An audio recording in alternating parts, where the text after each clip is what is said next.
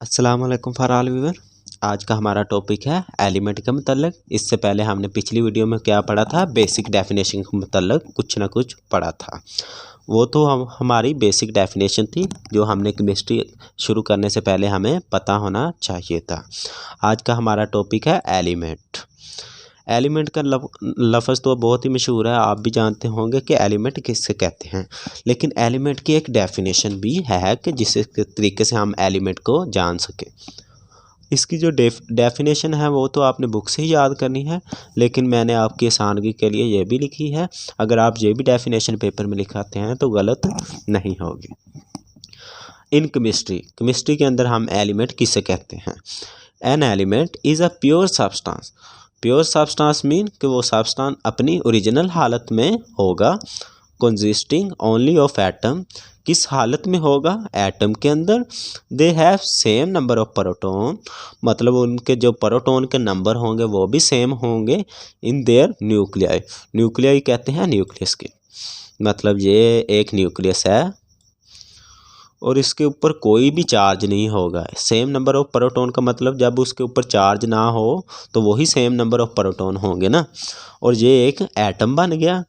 Atom pure substance किसकी हालत में होगा? कंसिस्टिंग ओनली ऑफ एटम, ये होगी इसकी पहली शर्त।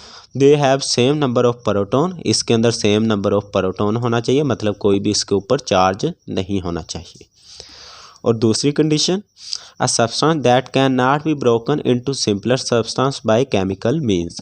मतलब हमने केमिकली प्रॉपर्टीज में पढ़ा था ना कि जब हम दो सब्सटेंस को आपस में रिएक्ट करवाते हैं तो वो रिएक्ट हो जाता है और उसके बदले में एक नया कंपाउंड मतलब एलिमेंट बनता है। तो ऐसे तरीके से जो एलिमेंट के मतलब वो वाली बात एग्जिस्ट नहीं करेगी, क्योंकि एलिमेंट कभी भी टूटता नहीं है। Broken down, can not be broken down, मतलब कभी भी टूटेगा नहीं। किस तरीके से? केमिकली मीन्स से। अब ये इसकी डेफिनेशन है, वो तो इसकी शरारत होगी ना। आपने अगर लॉन्ग सवाल होगा तो आप सिंपली उसकी डेफिनेशन तो नहीं ना लिखेंगे, उसे कुछ ना कुछ एक्सप्लेन भी तो करना पड़ेगा ना। इसी तरीके से आपने एक्सप्लेन करना है। ये होगी इसकी डेफिनेशन। अब हम इसे डेफिनेशन को पढ़ते हैं। An element is compose of atom that have the same number of same atomic number. Element के जो एटम होंगे उसका सेम एटॉमिक नंबर होगा। That is each atom has the same number of proton, और उनके प्रोटॉन के number भी same होंगे। किसके अंदर? न्यूक्लियस के अंदर। Has all other element of the compound, और जितने भी दूसरे एटम होंगे उनका भी एटॉमिक नंबर सेम होगा। मतलब मैं हाइड्रोजन की बात करता हूँ, चलो मैं वाटर की बात कर लेता हूँ, H2O। ये हाइड्रोजन तो अकेला था, इधर H2O कैसे आ गया? यही बात है ना कि एक H को हमने ऐड किया दूसरे हाइड्रोजन से, हाइड्रोजन और हाइड्रोजन आपस में ऐड हुए तो क्या बन गया? H2O। लेकिन इसका भी एक प्रोटॉन था, इसका भी एक प्रोटॉन था, ये एक और एक दो बन गए।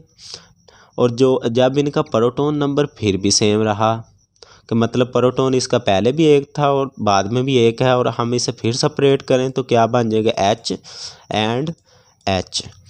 यह हमने किसके साथ रिएक्ट किया? ऑक्सीजन के साथ।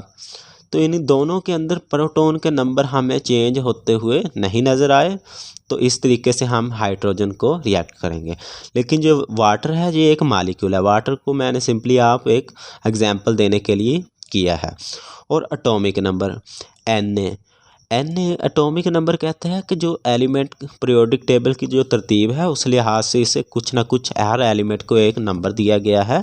जैसे सोडियम का नंबर है 7, इसे कितना नंबर दिया गया है? 7वां नंबर। और अगर मैं ऑक्सीजन की बात करूं, ये 8वें नंबर पे आता है और इसका एटॉमिक नंबर 8 होगा। मतलब हम इसके ना ही एटॉमिक नंबर बदल सकते हैं और ना ही इसके नंबर ऑफ प्रोटॉन बदल सकते हैं। किसके अंदर? न्यूक्लियस के अंदर। ये तो हो गया एलिमेंट का कॉन्सेप्ट। और एलिमेंट को रिप्रेजेंट किससे करते हैं? सिंबल से। मतलब जो सोडियम होगा, आपने बुक से फॉलो करना है, इधर से फॉलो नहीं करना। इधर से बस आपने ये लिख लेना है, फिर आपने बुक्स पर आ जाना है। बुक पर जो टेबल बना हुआ है उस पर भी नज़र मार लेनी है। उससे बाज़-औक़ात MCQs आ जाता है, जैसा कि अर्थ क्रस्ट के अंदर ऑक्सीजन कितना है 47%, सिलिकॉन 28, एलुमिनियम 7.8। और कैयन के अंदर भी अर्थ क्रस्ट पढ़ लेना है और एटमॉस्फेयर के अंदर भी अर्थ क्रस्ट पढ़ लेना है। उसके नीचे आपने आ जाना है, उधर आपने पढ़ना है कि जो एलिमेंट है हम किस से रिप्रेजेंट करते हैं, सिंबल से। मतलब हाइड्रोजन है, बाज़ औक़ात एलिमेंट को हम पहले सिंबल से रिप्रेजेंट कर लेते हैं। जो एलिमेंट का पहला सिंबल होगा ना, आपने याद रखना वो हमेशा ग्रेटर होगा।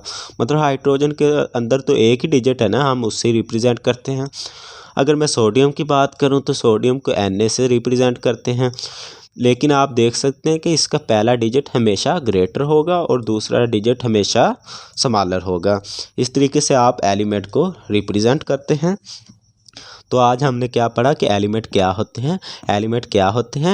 एलिमेंट एक प्योर सब्सटेंस है, किसके अंदर, एटम के अंदर। ओनली किसके अंदर एग्जिस्ट करेगा, एटम के अंदर।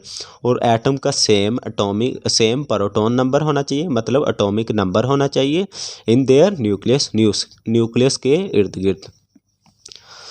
तो हम इसकी अगर डेफिनेशन करेंगे तो हम कहेंगे कि element is compose that have same atomic number, that is each atom has the same number of proton in its nucleus as well as other element of that element. कि मतलब अगर हम एक ही एलिमेंट के दो एटम बना लें, इधर हमने हाइड्रोजन के भी तो दो एटम बनाए थे ना। अगर मैं बात करूं कार्बन की C, इसके अगर मैं दो एटम बना लूं, एक ये वाला एटम है, एक ये वाला एटम है, इन दोनों को मैं मिक्सअप भी करूं तो इनका प्रोटॉन नंबर हमेशा सेम रहेगा। अगर मैं दोनों को ऐड कर लूँ, मतलब मैंने कार्बन डाइऑक्साइड बनानी है तो इन दोनों का प्रोटॉन नंबर क्या रहेगा, सेम। इस तरीके से हम इसको डिस्कस किया और इसको हमेशा किस से रिप्रेजेंट करते हैं, किसी न किसी खास सिंबल से। और इसका सिंबल का जो पहला वर्ड है वो हमेशा ग्रेटर होना चाहिए, जैसे हम सेंटेंस में करते हैं कि पहला डिजिट हमेशा लार्जर होना चाहिए और दूसरा हिस्सा हम स्मॉल भी रख सकते हैं, जैसे मैंने सोडियम की बात करी। और अगर मैं क्लोरीन की बात करूं तो क्लोरीन का भी C बड़ा और L छोटा होगा। तो यहाँ तक था हमारा आज का लेक्चर। अगर आपको वीडियो अच्छी लगी हो तो please subscribe my channel and click bell icon button.